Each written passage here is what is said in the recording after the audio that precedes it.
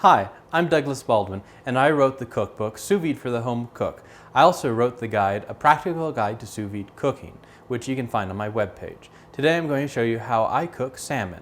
One of the problems when you cook salmon is that a white film forms on the surface after you've got done cooking it. These are proteins that have leached out of the fish onto the surface and have solidified and become a white film. They're often called albumin. We can fix this problem by salting out the proteins by first putting the raw fish in a strong salt solution for a rather short time so that we can precipitate out the proteins right at the surface of the meat.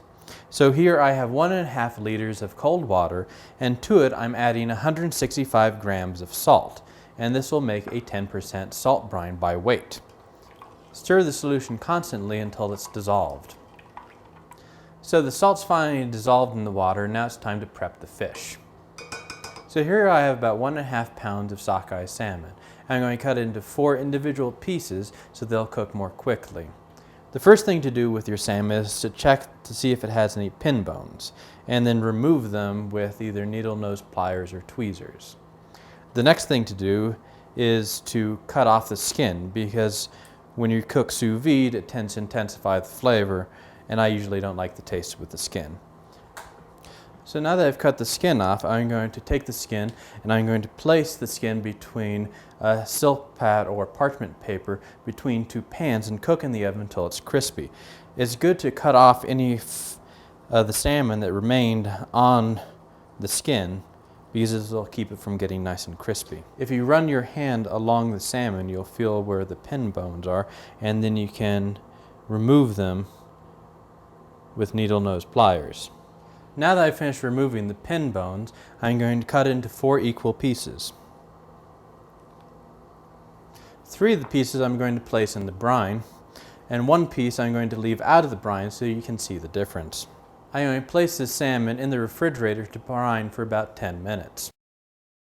So I finished brining the salmon for about 10 minutes, and now I'm going to remove them from the brine, rinse them, and then place them in these vacuum bags. So I finished rinsing off the salmon, and then I vacuum sealed them. I use my chamber vacuum sealer, but you can use your clamp style vacuum sealer or the Ziploc method that I showed in some of my other YouTube videos.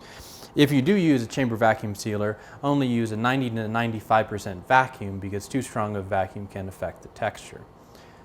Different people like salmon at different temperatures. Some people like it at 108 degrees, some people like it at 122 degrees Fahrenheit, and others, like myself, pasteurize it at 140 degrees to make sure it's safe. If you're not going to pasteurize it at 140 degrees Fahrenheit, then you should make sure that you buy the very best salmon that you can. If you wouldn't be willing to eat it raw, then you must pasteurize it. So 2 of the pieces of salmon I'm going to place in the lower temperature water baths of 108 degrees and 122 degrees Fahrenheit. And this corresponds to quite rare and medium rare, and the 140 degrees will correspond to about medium to medium well done fish. I'll cook it at the 140 degrees for 40 to 50 minutes to make sure that I pasteurize it. For the lower temperatures, because I'm not pasteurizing, it's important to cook it for just enough time that's come up to temperature, and so I'll cook them for 15 to 20 minutes. So the salmon that I cooked at the lower temperatures has now finished cooking, and I'm going to use a ladle to remove them, because if you use tongs, you can crush the very delicate fish. You can see that the salmon cooked at 108 degrees is a little pinker than the salmon that was cooked at 122 degrees. You can see that it still flakes pretty nicely at 122 degrees, while it still flakes at 108 degrees, it's more custardy in texture, where the 122 degree one tastes more like traditional salmon, but with a very, very tender texture.